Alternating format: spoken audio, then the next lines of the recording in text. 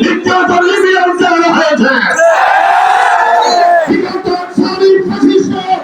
ইসলামকে নির্বাচনের বহুমুখী চক্রান্ত করেছে। আজকে আমরা নতুন ভাবে দেশ স্বাধীন করেছি। এই স্বাধীনতাকে রক্ষা করার জন্য বাইরে ধরে ভক্তি দেবে, জীবন দেবে।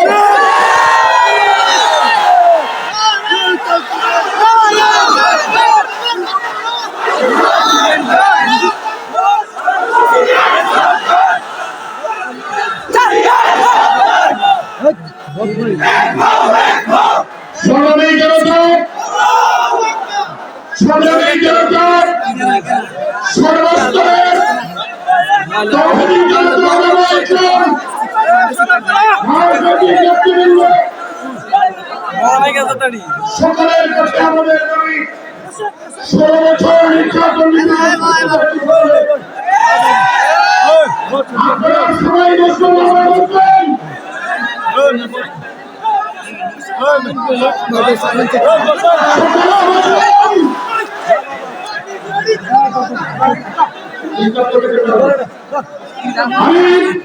আমি সকল রাজনৈতিক নেতৃবৃন্দদের যারা আছেন, রাজনৈতিক কর্মীরা 16 বছর মাঠে কঠিন সাহস ভয়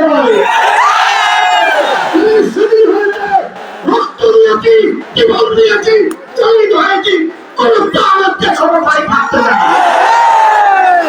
আজকে স্বাধীনতা নিজেরা যদি মারামারি করা মনে রাখবে, নতুন প্রাণে বেরোবেন না। সংগ্রামী জনতা, সংগ্রামী জনতা, এই মাদ্রাসাগুলো আছে আজকে দিনের সই কথা বলার লোকেরা দাঁড়িয়ে আছে। আপনাদের সামনে উপস্থিত আছেন বাংলাদেশের শীর্ষ আলেম শেখুল তাফসীর, শেখুল হাদিস, উস্তাদুল উলামা, পীরে কামিল হযরত মাওলানা খুরশিদ আলম কাদরী সাহেব উনি বয়ান করবেন। দু একটি কথা বলতে চাই। এই দেশ মুসলমানের দেশ, এই দেশ মুসলমানের দেশ।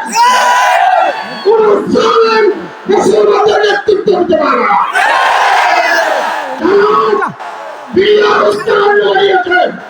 যারা সত্যযুদ্ধে নবীর হাতের মুখে 1,54,000 গুলি চালিয়েছে, যারা 2021 সালে হাটাজারিতে ব্রাহ্মণবাড়িয়ায় রক্তের আত্মহত্যা করেছে, জুলাই বিপ্লবে আমার সন্তানদেরকে হত্যা করেছে, তাদের বিচার বাংলার জমিনে করবই করবই করবই।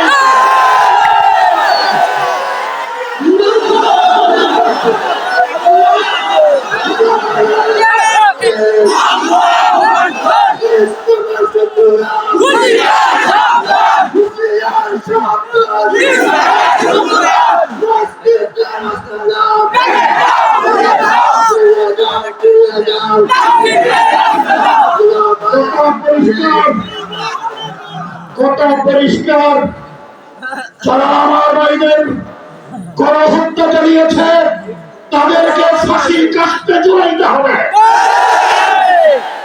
বাংলাদেশ নতুন ভাবে স্বাধীন হয়েছে। ইসলামী শক্তি আমাদের মাথার উপরে লাঠি ঘুরিয়েছিল, আর কোন শক্তিকে লাঠি ঘুরানোর সুযোগ দেওয়া যাবে না। জালেমের পতন হয়েছে, নতুন জালেম তৈরি হোক, বাংলার জনগণ রক্ষা করতে হবে। সুতরাং দেশ স্বাধীন হয়েছে, এই দেশের স্বাধীনতা রক্ষা করতে হবে। এই স্বাধীনতা রক্ষা করার জন্য প্রয়োজনের জীবন দেব, রক্ত দেব, কিন্তু ভারতের রক্ত চক্রকে বাইরে করা। শেষ কথা বলতে চাই, এখানে অনেক আছেন, আল্লামা খালেদ শেখুল্লাহ সাদি সাহেব আছেন, মুফতি ওলিউল্লাহ সাহেব আছেন, আরো ওলামা ইকরাম আছেন। আমাদের মাহবুবে হযরত মাওলানা খুরশিদ আলম কাসেমী, মুফতি সাহেব আবু সাইদ রাজি সহ অনেকে আমরা জেলে ছিলাম।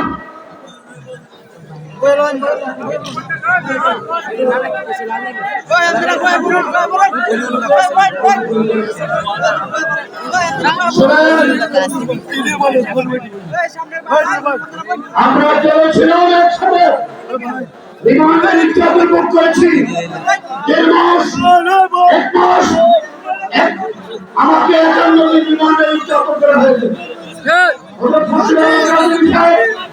1 বছরের অধিক সময় ধরেছিলেন আমরা নির্যাতন ভোগ করেছি। আমাদের হাতে হ্যান্ডকাম লাগানো হয়েছে, পায়ে ডান্ডা করে লাগানো হয়েছে, কোমরে গরুবনের রশি দিয়ে টেনে এসেছে আমাদেরকে প্রবেশ করানো। আমাদেরকে ফাঁসির মৃত্যুদণ্ডের আসামি হিসেবে রাখা হয়েছে। দুনিয়ার লোকের দেখতে না হয়নি, এই ইতিহাস আমরা আমলে পাইনি, এই ইতিহাস আমরা আমলে পাইনি। তিনি বলেছিলেন আমি পলাই না,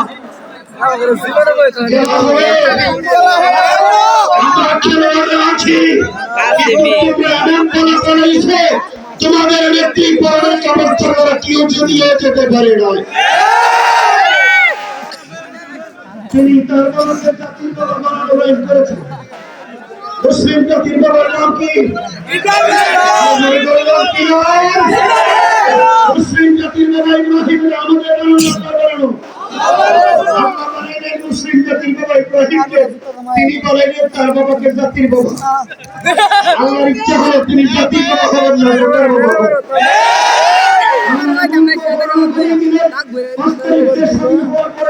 আমাদের যে সেনাপ্রধান আসলেন, রাজনৈতিক নেতৃবৃন্দ গিয়েছিলেন, আমিও সেই দিন উনাগার সেনাপ্রধানের আহ্বানে সেনা সদর দপ্তরে গিয়েছিলাম।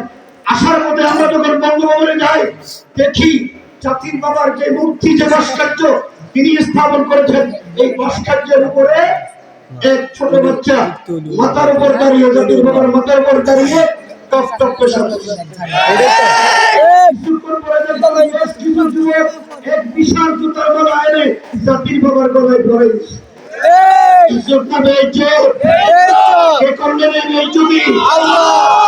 বলেছিলেন পলাই যান না, আপনি পলাই গেছেন। শুনলাম আপনি নামাজ পড়েন, তাহাজ্জুদ পড়েন, আর সকালবেলা কোরআন পড়ে কাজ শুরু করেন। আমি তো মনে করি উজু করে পড়েন না, উজু ছাড়া পড়েন নিশ্চয়। উজু করে পড়লে একজন ইমানদারের কাছে যাইতো, উজু ছাড়া আসছেন এই জন্য একজন দালালের কাছে আশ্রয় নিয়েছে। ওখানে ওখান থেকে বসে বসে দেশের বিরুদ্ধে আরো আমাদের বিরুদ্ধে চক্রান্ত করে আমাদেরকে বেঞ্চি দেবে।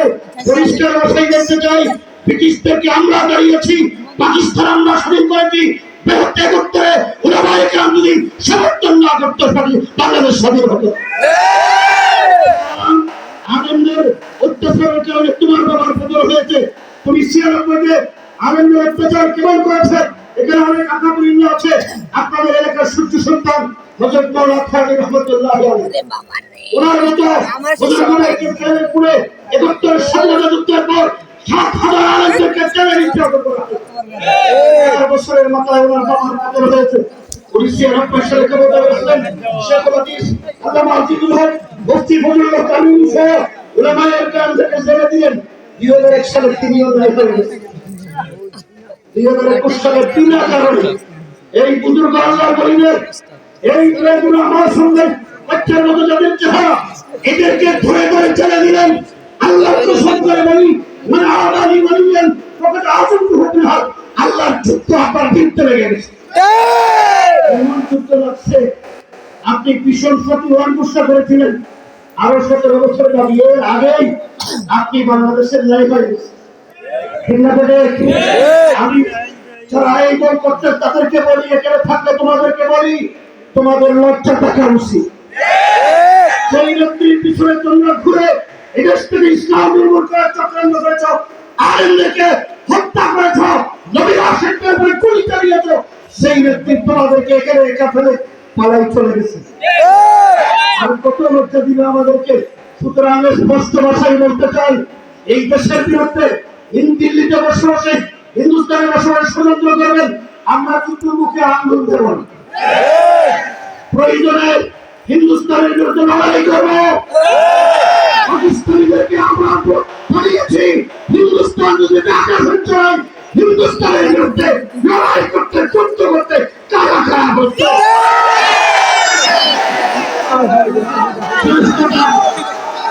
শেষ কথা বলি তিনি আমাদেরকে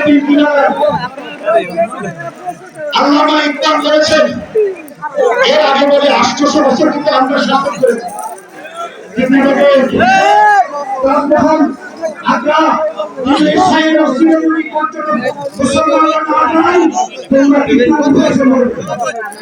আজকে শুরু হয়ে গেছে চেন্নাই দিল্লি কলকাতা আসাম ত্রিপুরা মণিপুর সব জায়গায় হাসপাতালে হাহাকার অবস্থা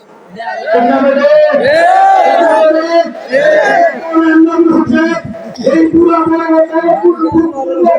আল্লাহ নবীদের সাথে বিয়াদবি করেছে তিনি আমাদের বিরুদ্ধে ষড়যন্ত্র করছে আমরা বলি 800 বছর আমরা শাসন করেছি বেশি বেতানি করবে একবার বলেছেন चीनो अरब हमारा हिंदू सिता हमारा चीनो अरब हमारा हिंदू सिता हमारा मुस्लिम ईरान मोटर है सारा जहां हमारा बांग्लादेशের মানুষ যদি দিল্লি থেকে লং মার্চ করে তোমাদের অস্তিত্ব খুঁজে পাওয়া যাবে না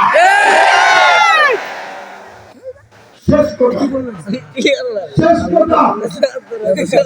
কথা আমাদের মুখে জানা আছে না ভাই কোন আছে ভাই বাতিলের সামনে বাতারে দেবে না বাতিলের সামনে বাতারে দেবে না बातिल से डरने वाले आसमां नहीं हम सरदार कर चुका है तो इंतहा हमारा तौहीद की अमानत सीनों में है हमारे आसान नहीं मिटाना नाम निशा हमारा तेगों की साया में हम पलकर जमा हुए थे खंजर हिला लुका है कौमी निशा हमारा अस्सलाम वालेकुम व रहमतुल्लाह